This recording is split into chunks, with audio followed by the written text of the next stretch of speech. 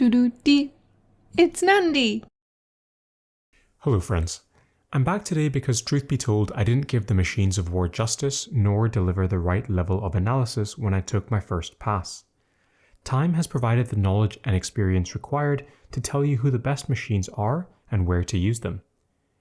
The inspiration for this video came from a fan in my messages who suggested a Dirty Dozen style video for the machines of war where I take a look at their uses in various game modes. Machines of war can currently be used in Guild War, Guild Raids, and Tournament Arena, so we will use those as our three metrics. I'm not including Arena here because it functionally plays out just like Guild War, just without the rarity caps or buffs. On screen here are all of the machines of war. I'll take you through each one in turn with some more detailed analysis. I've given each machine a score for roughly where I believe the machine's value lies, but it's all quite situational and flexible, so after ranking them, I've just changed the descriptor to tell you where the machine is best used. The Biovore creates spore mines both through its primary and secondary abilities. It has great applications in Guild War and Guild Raid. The spore mines explode upon contact, dealing damage when it explodes, but can be targeted and killed quite easily. There is this saying that I've repeated a lot, which is that the enemy AI likes to target summons. While that is true, there is another layer to that sentiment. Enemy AI will target the enemy that they can bring closest to death. Summons generally have lower health and armor than normal characters, so if an enemy AI is presented with two choices, a character target or a summon target, the vast majority of the time, the enemy will go for the summon. It's not a hard rule, but it's a good rule of thumb. So if summons only exist to provide juicy targets to the enemy, then the spore mines are the juiciest of the juicy. These guys have zero armor and very little health, so our first takeaway here is that we can use them simply to distract the enemies. If you fight 5v4, it is a lot easier to win fights in Guild War. We can apply the same logic to Guild Raid bosses. Bosses generally try and do the most damage whenever possible, so they tend to use their abilities, particularly their area of effect abilities, on the largest groups of your characters. Let's look at this replay of the Psyker team against Mortarion. In this one, we position two units in the middle and then drop a spore mine next to them. Mortarion flies down the map and then uses his lantern ability on that clump of your units, since it's the largest one he can affect. What about baiting bosses to attack the spore mine in the same way that we do for characters like in Guild War? Let's analyze this replay of Sarek. We bring our squad of characters, but unfortunately the enemy boss does not come down off his throne on turn 1. This can cause your run to end in disaster if you don't know how to respond, as your units cannot surround the boss nor hit him from the high ground. Thankfully, the Biovore saves the day. We reposition our characters and kill all 4 of the summoned death marks. While we do this, we leave a path for the boss to come off his throne and then put another spore mine down. Sarek salivates at the thought of an easy target, and this time he comes off his throne. Remember that a unit cannot make a ranged attack if an enemy is in melee contact. So, Sarek has to run all the way down to attack our spore mine in melee.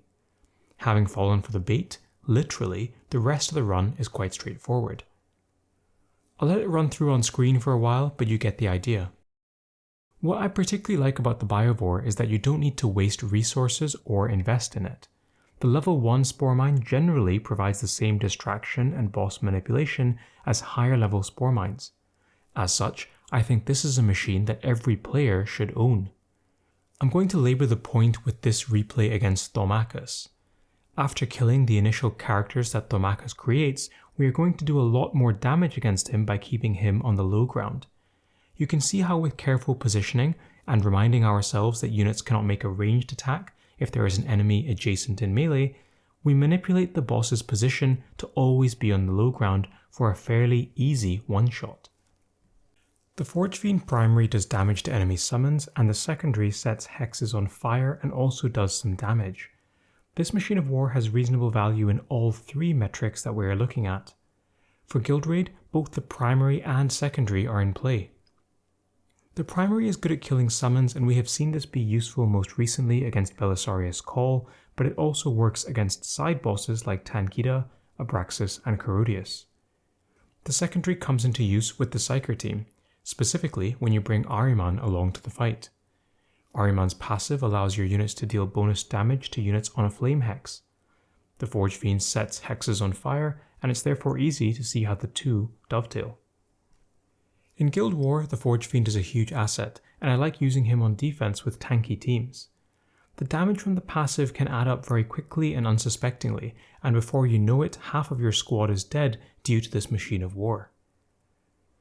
The Forgefiend is very good in war, but does require a little bit of thought in terms of team considerations. The Forgefiend is also great in Tournament Arena. It can neutralize summoner comps with its primary, or make it really difficult for your opponent to move around the map, since the fire hex effect stops a unit's movement. I think you probably need to invest a reasonable amount into both primary and secondary to get the most use out of this machine of war. However, if you just want it for the flame hex movement blocking effect, then you can keep the investment levels low. The Dreadnought has a secondary that does some damage if used, but the real gravy is its primary ability that deploys itself as a hulking 3 hex unit on the battlefield with a huge amount of health and damage. That on its own is enough to make this machine really good in all game modes, but it's quite expensive to use, costing 3 munitions to deploy. If you are going to fight in 20 or 30 tournament arena battles, that could cost you 90 munitions over 72 hours. The best spot to use this machine is in the mechanical raid team, because the Dreadnought counts as a mechanical summon and therefore works with Tangita and Exeter Row. The trouble with the Dreadnought in this regard is that it requires heavy investment to survive against bosses and do well on the mech team. The mech team is already super hungry for Imperial badges, and if you are a newer player, there are likely many better places to spend those badges. The Malleus has a primary that does an area of effect attack after 1 turn, and a secondary that summons guardsmen. Neither ability is quite there in terms of making this machine of war particularly impressive. I think that there are better places to spend your badges than the Malleus's active, and would not recommend investing in it. The secondary is useful for some of the same reasons as the Biovore, a repeating body that can distract enemies and add a little bit of damage. Sadly, you can't always pick the hex for the guardsman to stand on, so it doesn't allow you to bait like the Biovore does. Also, only being usable on turn 3 onwards is really rough. I don't see the Malleus having great usability in guild raids. It is okay in tournament arena in a longer, grindier game. The nice thing about this machine of war, especially if you are just interested in the summon spam for distractions, is that it doesn't require much investment. The Broadside has a railgun primary ability and a smart missile system secondary. I'm not going to mince words, the secondary is rubbish and I don't think you should invest in it. Adding the marker light keyword is nice for the Tau, but I still don't think it is particularly good in any of the game modes. The primary is pretty interesting. It has an effect to potentially disable the enemy machine of war, but also to deal large amounts of damage to a single target. I don't think either of those abilities translate particularly well to Tournament Arena or Guild War, unless you bring along a unit that has the taunt effect, in which case the Broadside suddenly looks awesome. In Guild Raids, usefulness is very niche, and generally only if you're fighting a stationary boss like the Sarek side boss, or you're able to pin the enemy target in place with your units. Any situation where the Broadside is good requires heavy investment, so again this isn't a beginner-friendly machine of war. You'll probably have better places to spend those Xenos badges. This is the future machine of war coming this patch, and I've already done an entire video showcasing it only a few days ago. You can check that out, but in short, the primary does damage but an unimpressive amount. The secondary is better because it does area of effect damage and suppression.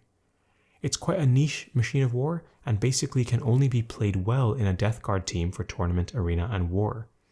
I don't see it having any use in guild raids. The suppression effect from the secondary can be achieved with low to moderate investment for this machine. So there you go, a summary of the existing machines of war for you, but there is one final bit to add in before we close. For a lot of people who aren't at the end game, my personal view is that you should view incursions as events for farming badges and upgrades. Badges are a really tough resource to get in Tacticus, but they significantly increase a character's power level when the right ability is leveled up. These are my 3 recommendations for machines to unlock before you go badge farming. The Biovore is crucial for boss manipulation, and the mines are great for war and raids. You'll get a lot out of this one without any investment. The Forgefiend is pretty useful even without investment due to the Fire Hex movement blocking effect, which can really swing battles in your favour. The Malleus is the sort of weaker sibling to the Biovore. It gains value in summons in Guild War as distractors, but you can skip this machine if that mode doesn't interest you. Once you have those three, simply pick the Incursion track that gives you the most badges and enjoy building up your core characters, who probably have a better rate of return than the machines of war until you're at the very late stages of the game. That's all for this one. Thanks as always to my Patreons, and bye for now.